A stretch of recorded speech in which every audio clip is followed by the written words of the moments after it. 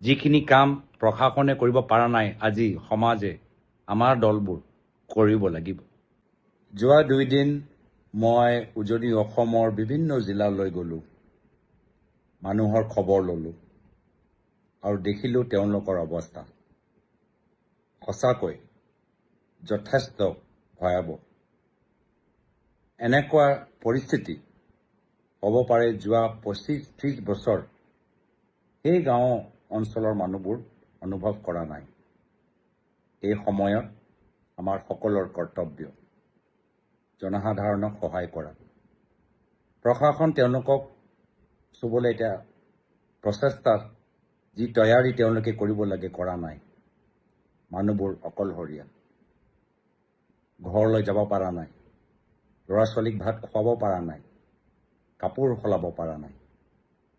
দেখিছোঁ কিছু যুৱকসকলক যিসকল ওলাই আহি নিজে নিজৰ পকেটৰ পইচা খৰচ কৰি মানুহক সহায় কৰিছে, তেওঁলোকক শুভেচ্ছা দিছোঁ আৰু সকলোকে আহ্বান জনাইছোঁ যে আপোনালোকে য'তেই আছে যেনেকৈ পাৰে মানুহবোৰক সহায় কৰক। বহুত গাঁৱৰ ভিতৰত এতিয়ালৈকে ৰাইজ যাব পৰা নাই, বহুত গাঁৱৰ পৰা মানুহবোৰ এতিয়ালৈকে ওলাব পৰা নাই। তেওঁলোকক সহায় কৰাটো আমাৰ সকলৰ কৰ্তব্য। আৰু এই সময়ত অসমৰ যুৱ সমাজ জেন-জি যিদৰে ইনষ্টাগ্ৰাম অনলাইন যোগেদি নিজে ট্ৰাকৰ ভাড়া দি দিনে ৰাতি মানুহবোৰক এসাঁজ খুৱাই আছে, সঁচাকৈ মোৰ ফালৰ পৰা আন্তৰিক শুভেচ্ছা। একেৰাহে আজি আমি দলৰ সতীৰ্থসকলক, আমাৰ সাংসদ প্ৰাক্তন সাংসদসকল, বিধায়ক প্ৰাক্তন বিধায়কসকল,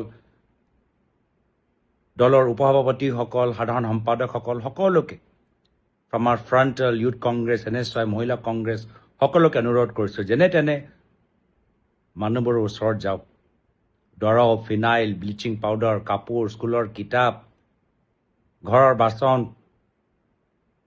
বহুতখিনি ক্ষতি ৰাইজৰ হৈছে, যেনে তেনে তেওঁলোকক সহায় কৰিব লাগে।